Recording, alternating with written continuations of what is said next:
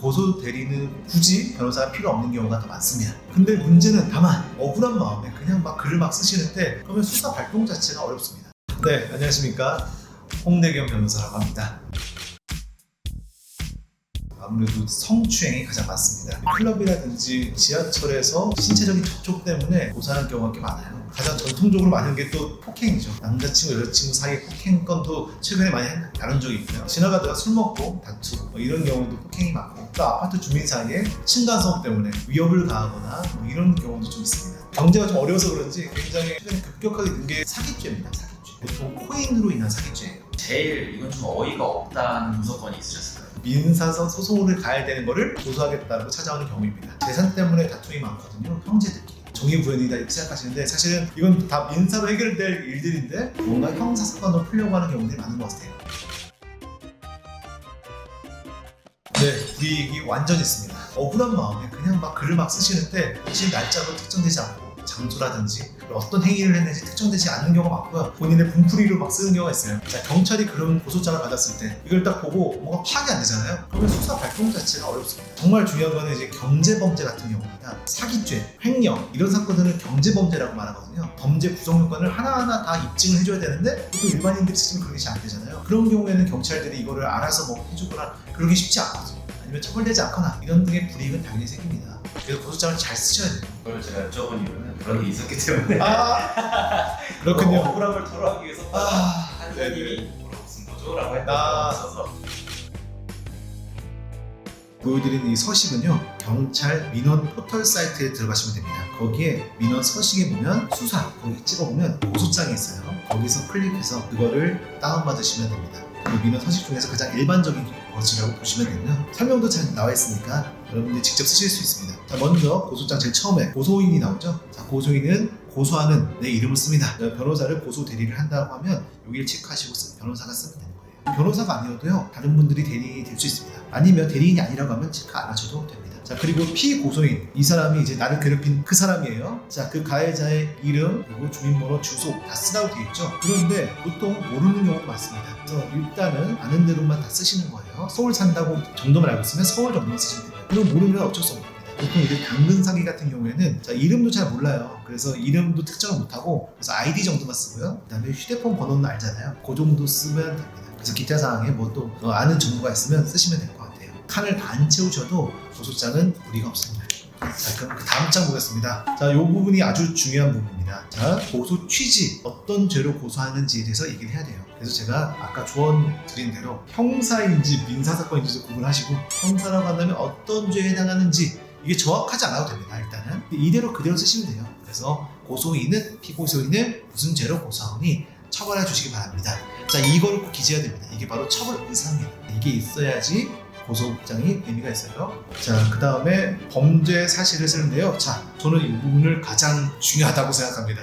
이거 잘 쓰셔야 돼요. 이거를 잘 쓰셔야 고소장이 가해자를 처벌할 수 있는 가장 큰 힘이 되는 거거든요. 범죄 사실은 뭘 쓰느냐? 바로 범죄 구성 요건을 써야 돼요. 모든 범죄는 구성 요건이라는 게 있습니다. 이 범죄는 요 땡땡 죄겠죠? 그래서 이 범죄 구성 요건은 보통 형법에 여러 가지가 나와 있습니다. 예를 들어 사람을 살해한 자는 이렇게 나와 있다면 사람이 객체죠. 객체고 살해, 사망에 한 결과 이런 것들이 구성 요건에 해당하는 거예요. 이 요건에 맞춰서 써야 되는데요. 사실 뭐 사기죄 같은 것들이 참 어려워요. 사기죄라든지 횡령, 배임 이런 재산범죄들이 구성 요건 쓰기 쉽지 않습니다. 변호사의 조언을 받으시면 좋을 것 같고요. 어쨌든 자, 여기서 써야 될 내용은요, 범죄 구성 요건에 맞게 써야 되는 거고 또 육하 원칙에 맞게 써야 됩니다. 그리고 가장 중요한 내용, 밑에 단 가이드가 나와 있는데요. 범행 일시, 장소, 방법, 그리고 마지막 글에서 어떤 결과가 있었는지 이 내용들을 꼭 쓰셔야 됩니다. 이게 꼭 측정이 돼야 됩니다. 그래서 이 내용들이 반드시 들어가야 되고요.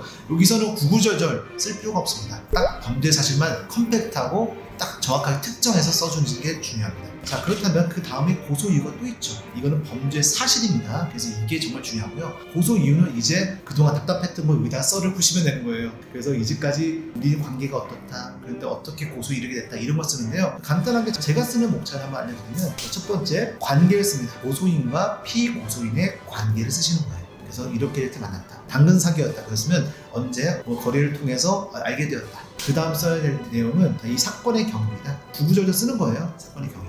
이 사건은 어떻게 어떻게 돼서 이렇게 벌어진 사건입니다. 그러면 내가 이 사건 때문에 왜 고소하게 됐는지 그것도 써야 됩니다. 그래서 고소에 이르게 된 경위 그리고 목차에 맞게 내용만 잘 채워 놓으시면요 이것만으로도 충분히 아주 잘 나온 고소장이 됩니다.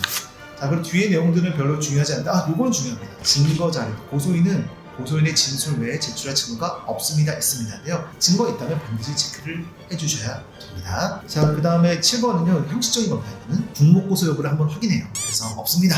라는데 똑같은 사건으로 여러 경찰서 가서 고소하면 안 되잖아요. 그걸 막기 위한 절차고요. 두 번째는 관련 형사사건 수사 여부. 이것도 비슷한 겁니다. 수사 중 있지 않습니다. 자, 관련 민사소송 유무, 민사소송 아닙니다. 자, 이런 절차적인 사항도 쓰시면 됩니다. 자, 기타 사항 혹시 뭐 필요한 사항이 있다면 기타 사항도 기재할 텐데요. 보통은 안 쓰셔도 무방합니다. 그리고 마지막에 중요한 거, 자, 고소인 제출이 따로 있죠. 날짜 쓰고 고소인 홍대경 쓰고 여기다가 설명을 하고요. 자, 만 제출인이 나라면 뭐 굳이 안 쓰셔도 상관없습니다. 근데 제출인이 다른 사람이라면 그때는 기재하시면 됩니다. 그리고 마지막에 땡땡 경찰서, 관할 경찰서에 가서 내시면 되는데요. 자, 이것도 좀 문제가 될 거예요. 보통은 피의자의 주소지에 있는 경찰서가 관할 경찰서가 되고요. 아니면 사건이 일어난 그런 경찰서도 관할될 수 있습니다. 자, 이 정도 제가 보여드리면 될 것 같습니다. 자, 이런 식으로만 고소장을 잘 작성을 하시면 충분히 잘 쓴 고소장이 될 거고요. 변호사라든지 어떤 도움을 받지 않고서도 충분히 가능할 거라고 생각합니다. 대한변호사협회 이사로서 말씀드리면 선생님 하는 걸 추천은 드리지만 제가 솔직히 말씀드리면요 고소 대리는 굳이 변호사가 필요 없는 경우가 더 많습니다. 단순 폭행 사건이라던가 절도 정도 뭐 이런 사건들은 사실은 엄밀히 말하면 변호인을 거치지 않고서 일반인이 직접 내용대로만 그대로 작성하시면 큰 문제가 없습니다. 근데 문제는 다만 경제범죄, 사기, 횡령, 회의 이런 범죄들은 범죄 구성 요건을 입증하는 게 정말 쉽지가 않아요. 예를 들면 사기죄만 하더라도 남들은 그냥 돈 빌려서 안 갚아 사기죄야 라고 얘기하지만 사건을 다루기 위해서는 사기의 고의를 입증하는 게 정말 어렵습니다. 그래서 그런 것들을 명확히 쓰지 않으면 사실은 이런 경제 범죄를 할 때는 선임하시는 것을 더 추천을 드립니다. 억울함을 좀 풀 수가 있을 거예요. 그리고 또 하나 범죄 구성 요건을 다퉈야 되는 그런 사건이 간혹 있습니다. 그런 경우에는 변호사를 꼭 선임하실 필요가 있어요. 예를 들면 성범죄입니다. 성범죄. 자, 그것도 입증해야 될 것들이 많거든요. 어느 정도의 조언을 받으실 필요가 꼭 있다고 봅니다. 그 외에 단순한 것들은 사실은 혼자 쓰셔도 무방하고요. 자, 앞에 다시 돌아가셔서 그 부분 다시 한번 참고해 보시면 좋을 것 같습니다. 자, 주의하셔야 될 거는 가장 먼저 아무 준비 없이 그냥 바로 경찰 수사에 임하면 안 됩니다. 고소가 됐다는 연락은 가장 먼저 경찰에서 연락을 줘요. 전화를 딱 받으면 어디 경찰서다. 본인이 어떤 사건으로 지금 입건이 되었다. 전화 혹은 문자로 알려주거든요. 그때 처음 아는 거. 내가 고소당했네? 중요한 건 내가 뭐 때문에 고소가 됐는지 그 내용은 알 수가 없잖아요, 사실. 고소장을 우리가 볼 수 있는 것도 아니다. 경찰 조사에 바로 응해서 피의자 조서를 받아버리면 그게 또 굉장히 불리하게 작용할 수 있어요. 그래서 내가 뭐 때문에 고소되어 있는지 알아봐야 될 필요가 분명히 있습니다. 자, 그러려면 뭐 방법들은 많은데 사실은 정보공개 청구 같은 걸 통해서 고소장을 볼 수 있어요. 그렇게 해서 내가 어떤 사실로 고소가 됐는지 이런 것도 파악할 필요가 있고요. 고소를 할 때는 변호사가 꼭 필요 없을 수도 있지만 고소를 당했다면 변호사의 조력이 반드시 필요한 상황이거든요. 정말 인생이 정말 나락으로 갈 수 있습니다. 자, 그리고 두 번째는요, 함부로 사과하지 마라. 성범죄에 있어서 굉장히 중요한 자료로 쓸 수가 있습니다. 제가 한 사건이 하나 있었는데요. 이 사건은 강간 미수죄로 기소가 된 사건이었습니다. 그래서 제 의뢰인은 사실 덩치도 아주 크고요. 정신질환 조금 가지고 있었던 분입니다. 그런데 상대방 여성은 굉장히 어린 여자였어요. 20살, 19살짜리 여자였는데 결국 이 여자애가 강간 미수로 고소를 한 겁니다. 그 사건을 굉장히 억울하게 생각하시는 거예요. 모텔에서 뭔가 스킨십을 좀 했습니다. 하지만 강간하지 않았고 그만해 라고 해서 그냥 내려왔다는 거예요. 모텔 안에서 있었던 일이기 때문에 뭔가 증거들이 명확하지 않았겠죠. 그런데 여기서의 핵심은 피해자분이 고소를 하고 그날 전화를 한 겁니다. 사과를 강요했어요. 사과하면 넘어갈게 이런 식으로 해서 일단 사과하겠습니다 라고 얘기를 했는데 그거를 딱 녹음을 한 거예요. 고소가 됐으니까 뭔가 무섭기도 하고 우리가 일상적으로 하는 사과 이런 것들을 그냥 한 겁니다. 이게 고소에 되게 유력한 증거가 돼버린 거예요. 그 이후에 제가 투입이 된 거죠. 그 다음에 이제 경찰 조사뿐만 아니라 여러 의견서를 통해서 결국은 정의 구현을 했습니다. 여성분은 똑같은 이런 사건으로 고소를 한 적이 그 전에도 여러 번 있었던 거예요. 자, 이런 것들을 이제 발견해낸 거죠. 그러다가 이제 다시 무혐의로 다 끝나서 결국은 이제 마무리가 됐던 그런 사건이 있었습니다. 그러니까 함부로 사과하지 마십시오. 1000번, 10,000번 당해도 빨간 줄은 전혀 생기지 않습니다. 전과는 고소가 되고 그 다음에 수사를 한 다음에 검사가 기소를 해요. 공소제기를 한 다음에 그럼 재판이 열립니다. 재판을 통해서 결국 유죄 판결이 딱 나온다. 유죄 판결이 또 확정이 딱 되면 그때 비로소 전과가 되는 겁니다. 만약에 집행유예가 나오면 네. 전과로 나오는 건가요? 자, 집행유예는요, 일단은 검사가 공소 제기를 하면 이제 재판이 열립니다. 여러 가지 논박을 통해서 결국 유죄냐 무죄냐 이걸 가르는 건데요. 자, 만약에 유죄가 나왔다고 합시다. 집행이 이루어지겠죠. 유죄 판결, 이게 선고고요. 이것 때문에 감옥 가서 사는 것 자체가 집행이에요. 근데 집행유예는 이 두 개 중에 이 집행만을 유예하는 겁니다. 그러니까 유죄 판결은 남아있겠죠. 자, 이거는 뭐냐면 원래는 감옥을 가야 되는데 집행유예 1년이 나왔다. 1년 동안 지켜볼게. 집행만 유예하고 1년 동안 아무 일이 없으면 집행을 없던 걸로 해주는 거예요. 자, 그럼 집행이 사라지는 거죠. 남은 건 선고예요. 유죄 판결은 남아있는 겁니다. 그래서 전과가 있는 거죠. 다만 이거랑 비교할 게 선고유예라는 게 있어요. 이게 훨씬 더 유리한 거거든요. 선고 자체를 유예하는 거기 때문에 선고유예 1년 나오면 1년만 버티시면 돼요. 이 선고 자체가 사라지기 때문에 유죄 판결이 사라지는 거예요. 그럼 그분은 전과가 없는 거예요.